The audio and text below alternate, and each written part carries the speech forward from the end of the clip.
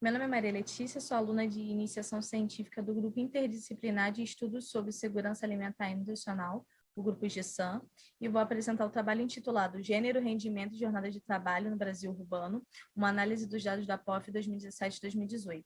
Neste trabalho foi orientada por Rosana Salles e Aline Ferreira. Historicamente, existe uma rígida divisão sexual do trabalho, onde os homens pertenciam à esfera pública e as mulheres à esfera privada. A esfera pública seria desempenhar o papel de provedor do sustento da família. Então, os homens ficavam encarregados de exercer uma atividade remunerada e assim sustentar financeiramente sua família, e as mulheres na esfera privada ficavam encarregadas de trabalhos voltados para o cuidado. Cuidado com a casa, com os afazeres domésticos, o cuidado com os filhos. E essa divisão sexual do trabalho não só se refere numa divisão de tarefas, mas também estabelece hierarquias, controle e a diferenciação das funções, direitos e salários. Os dados relativos à estrutura ocupacional brasileira nos últimos anos apontam uma relativa melhoria das desigualdades de gênero, com efeito nas taxas de desemprego, renda média e na porcentagem de trabalhadoras formalizadas. Houve-se uma melhora, mas essas desigualdades ainda persistem, porque se trata de uma questão estrutural de nossa sociedade, sendo ainda vista a diferenciação de salários, oportunidades, entre outras questões. Em relação ao tempo de ocupação, as mulheres possuem uma jornada levemente inferior de trabalho produtivo, seria uma atividade remunerada, porém mais longa de trabalho reprodutivo em relação aos homens. O trabalho reprodutivo seria esse trabalho voltado para o cuidado.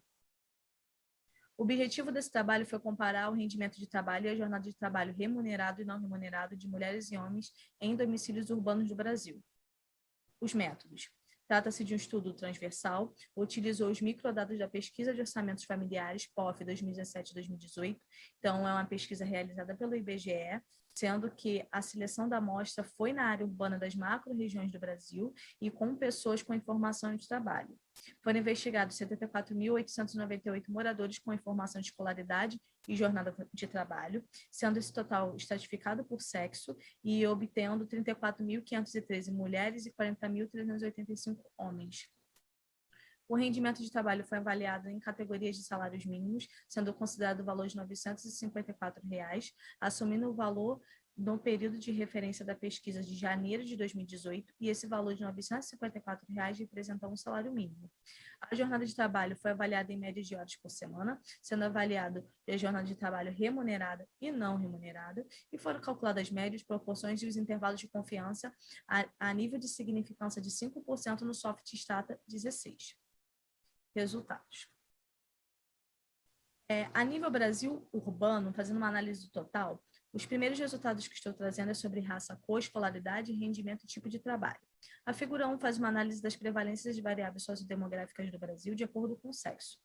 Trouxe aqui as principais, o verde claro representa os homens e o verde escuro as mulheres, e na categoria raça-cor, a cor preta e parda obteve maior prevalência para ambos os sexos, onde as mulheres assumiram um valor de 63,2%, e os homens de 61%. Em relação à escolaridade, a nível menor que 8 anos de estudo, obteve maior prevalência os homens. Eles assumiram um valor de 12,5% e as mulheres de 7,3%.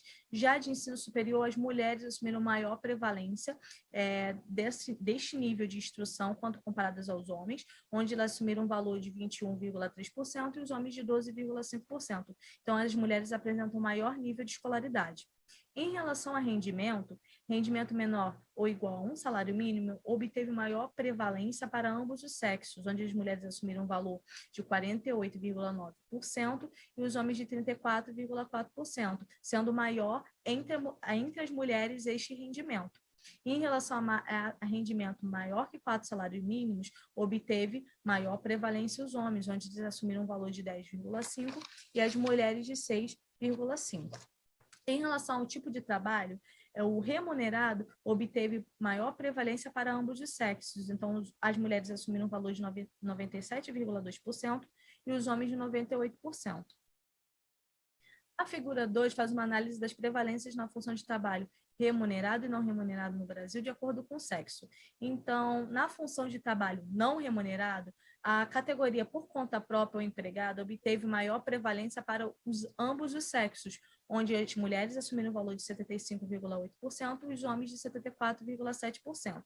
Já na função de trabalho remunerado, que tem como característica o ganho financeiro, a categoria empregado obteve maior prevalência para ambos os sexos, onde as mulheres assumiram um valor de 55,4% e os homens de 61,3%.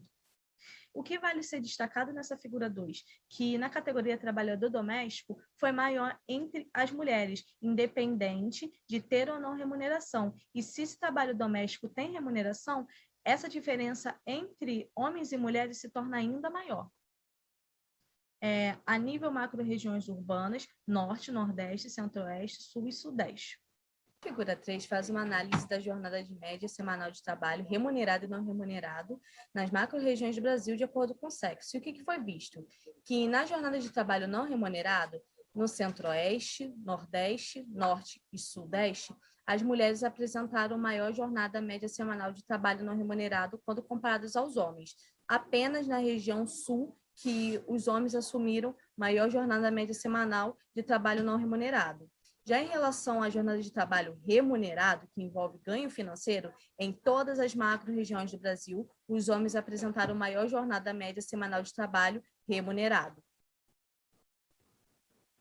A figura 4 ela já faz uma análise das prevalências de rendimento menor ou igual a um salário mínimo das macro-regiões do Brasil, de acordo com o sexo. E o que foi visto? Que em todas as macro-regiões do Brasil, as mulheres apresentaram maior prevalência deste rendimento menor ou igual a um salário mínimo em todas as regiões do Brasil.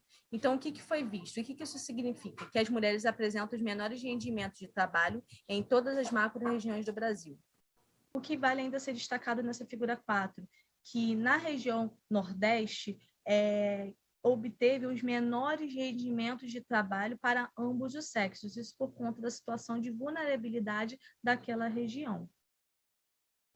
Já a figura 5, ela faz uma análise da outra extremidade de rendimento. Então, ela faz uma análise das prevalências de rendimento de trabalho maior que 4 salários mínimos nas macro-regiões do Brasil, de acordo com o sexo. E o que foi visto? Que em todas as macro-regiões do Brasil, os homens apresentam maior prevalência deste rendimento quando comparados com as mulheres, e o que vale ser destacado é que o Centro-Oeste observou-se os maiores rendimentos de trabalho, principalmente para os homens.